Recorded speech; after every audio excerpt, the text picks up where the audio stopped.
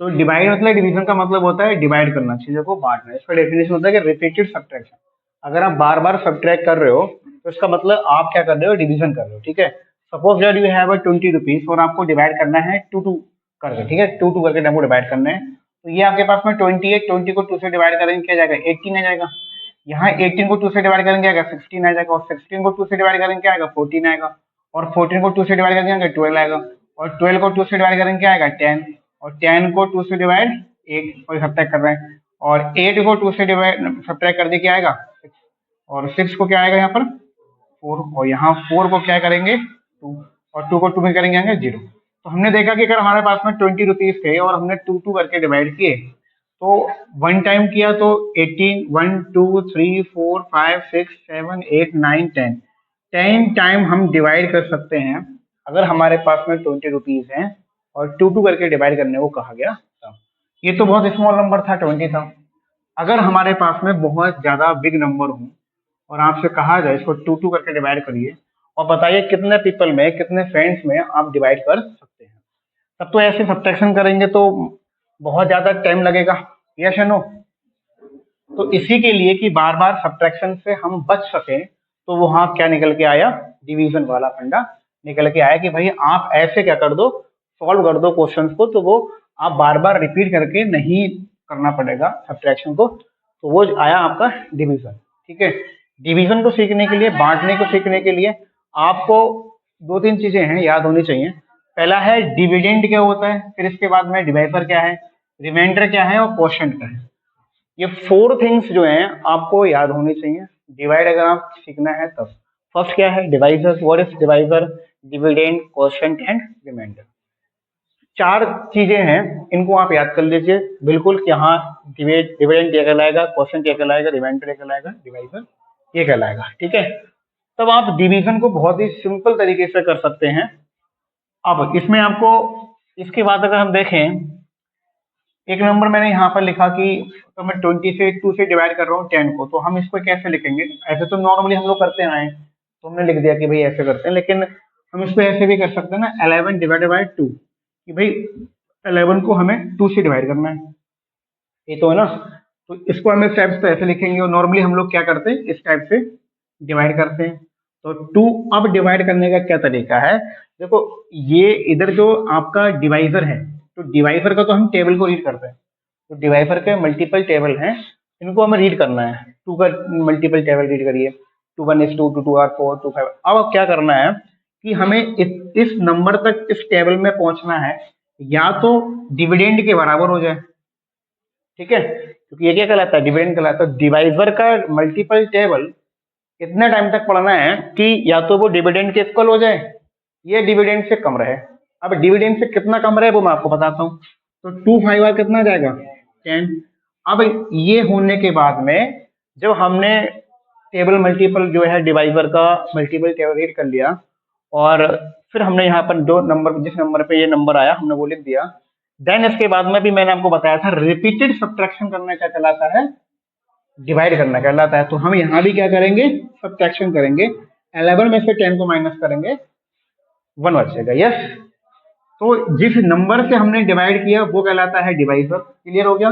जिस नंबर को डिवाइड किया वो कहलाता है डिविडेंड। कितने टाइम हमने इसको डिवाइड किया है वो कहलाता है क्वोशिएंट।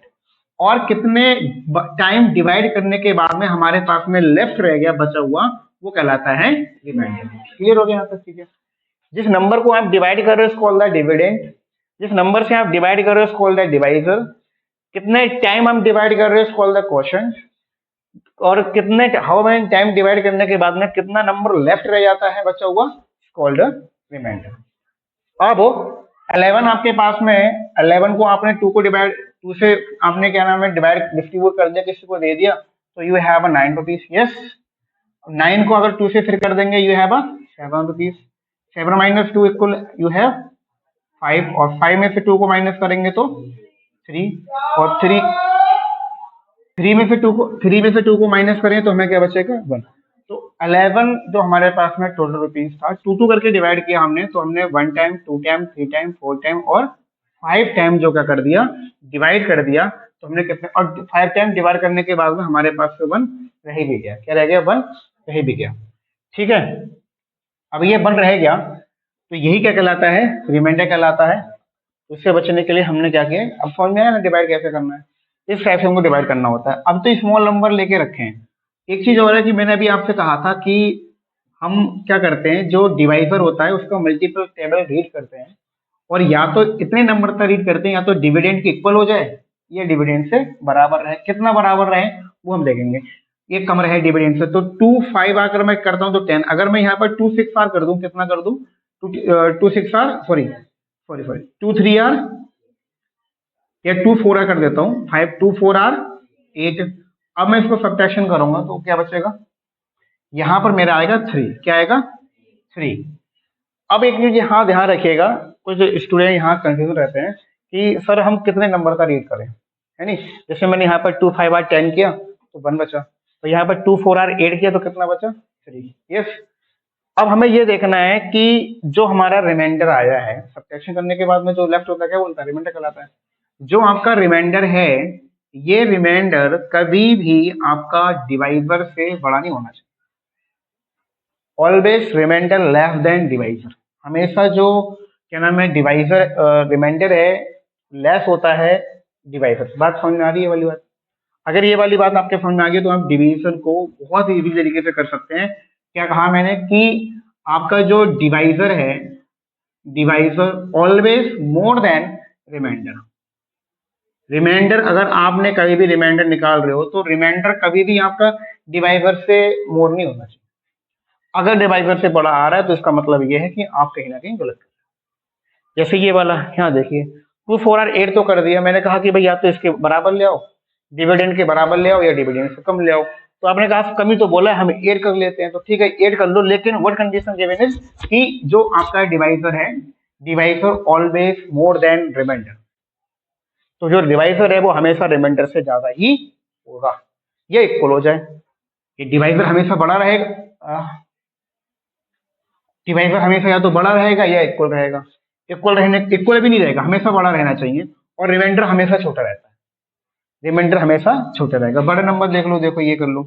अगर मैं यहाँ पर ये लिख देता हूँ कि ये लिख देता मैंने, ठीक है, तो 15 2 आर 36। तो ये डिवाइजर है, ये रिमाइंडर है, तो रिमाइंडर हमेशा क्या आ रहा है, डिवाइजर से छोटा ही आ रहा है। अगर अभी मैं इसको ऐसे कर दूं 15 डिवाइडेड बाय 36, तो 15 बने 15 अगर मैंने कर दिया, 15 बने 15 कर दिया, तो यहाँ पर बचेगा 1 और यहाँ पर आ जाएगा 2। इसका मतलब रिमाइंडर कितना बचा है, 21 रिमाइंडर हमारे पास में आया है। ये 21 जो है रिमाइंडर हमारे पास में आया, सॉरी 21 ही आएगा क्या। ये जो 21 है ये आप देखिए 15 से क्या है, बहुत ज्यादा है, यस है कि नहीं। अब जब ये ज्यादा है 21 रिमाइंडर से ज्यादा है, इसका मतलब ये आपका क्वेश्चन क्या हो रहा है, गलत हो रहा है। या तो इक्वल, या तो 0 होना चाहिए या फिर उससे कम होना चाहिए। डिवाइजर से रिमाइंडर या तो 0 होना चाहिए या फिर कम होना चाहिए। यहाँ पर कम आया है तो ये वाला क्वेश्चन क्या हमारा ओके है। ठीक है, यहाँ तक आ रहा है समझ में भाई। तो इस टाइप से हमें कुछ चीजों को ध्यान रखना है कि कहाँ पर रिमाइंडर कितना बचता है कितना नहीं बचता है। अब एक क्वेश्चन अभी हम पॉइंटों का भी करेंगे। जैसे अभी यहाँ पर हम एक अब करके देखते हैं, 5 से डिवाइड कर रहे हैं इस नंबर को, हम ऐसे लिख दिया है रेंडमली, जो भी आएगा देखते हैं। अब हमें क्या करना है ना, 15 को लीजिए, फर्स्ट डिजिट लीजिए। तो फर्स्ट डिजिट क्या कर सकते हैं, तो अगर 5 अब हर किसी की टेबल में 0 आता है तो 5 0 क्या कर देंगे, 0 कर देंगे, 2 आएगा। तो कुछ लोग क्या करते हैं कि हम फर्स्ट एक एक डिजिट करके नहीं करते हैं। जब हमको ये लगता है कि 5 के टेबल में फर्स्ट डिजिट नहीं आएगा तो हम ऐसे ना करके हल करना ऐसे चाहिए, हम एक साथ में 2 डिजिट ले लेते हैं। मैंने कहा 1 डिजिट करके करेंगे, तो कर लीजिए 5 0 आर 0 करेंगे ना, तो इसका कोई मतलब है ना इसका कोई मतलब है। तो इसलिए हम ऐसे ना करके हम क्या करते हैं 2 डिजिट ले लेते हैं 1 टाइम में, ठीक है। देन इसके बाद में सिंगल डिजिट आपको लेना है। तो 5 5 आर कितना हो जाएगा, 25। तो सब्ट्रैक्शन करेंगे कुछ नहीं बचेगा, क्रॉस फंक्शन लगा दिया। अब यहाँ पर अब एक बार हमेशा रखिएगा कि जैसे ही आपने ऊपर डिवाइड किया और मल्टीपल टेबल रीड किया, मल्टीपल टेबल रीड करने के बाद में जो भी आपका नंबर आया आपने लिखा और सब्ट्रैक्शन किया। सब्ट्रैक्शन करने के बाद में जो जस्ट इसके बराबर में ऊपर डिविडेंट वाले जो डिजिट है, डिविडेंट वाले जो डिजिट है वो आपका आ जाएगा 5 0 और 0। तो हर किसी के टेबल में 0 ऑलरेडी है। अब यहाँ पर जब मैंने ये सब्ट्रैक्शन कर दिया, देन मैं ओनली 1 डिजिट राइट डाउन करूंगा। कितना करूंगा?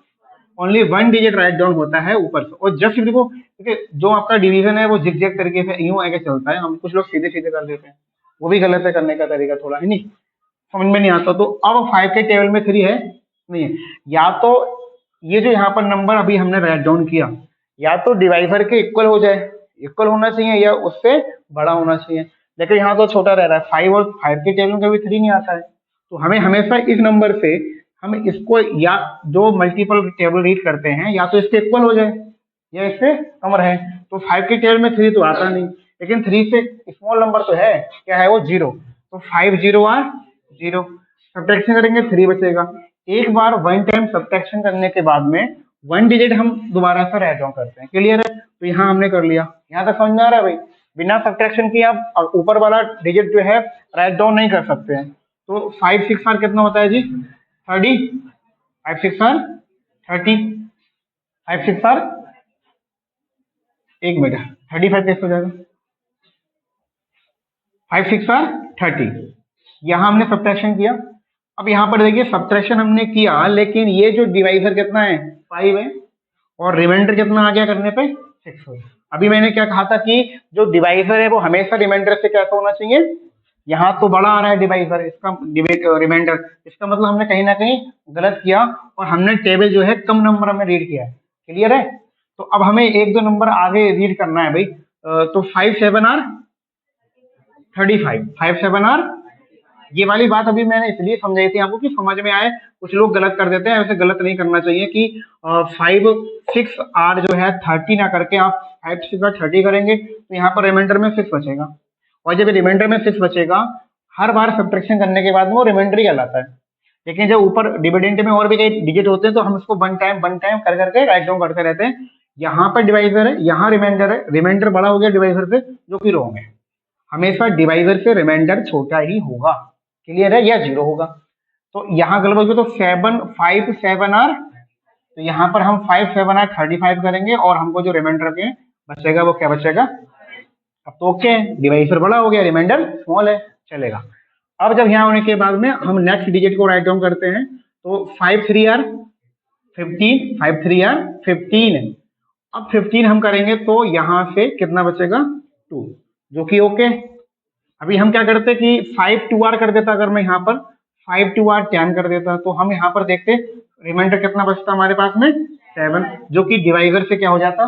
बिग हो जाता, जो कि रॉन्ग था। तो इसलिए हम क्या करेंगे? 5 3 आर 15, और यहाँ हमें क्या बचेगा?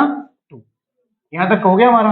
अब जब यहाँ, अब नेक्स्ट नंबर हम राइट डाउन करते हैं, तो यहाँ पर क्या आ जाएगा? 4। क्या आ जाएगा? 5 5 5 आर 5 5 आर कितना होगा? 25।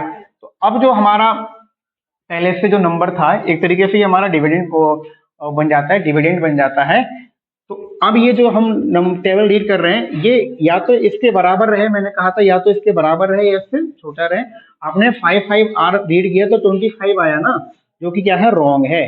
25 वहां पर नहीं आएगा। तो 5 4 आर 20, 5 4 आर, तो रिमाइंडर कितना आ गया?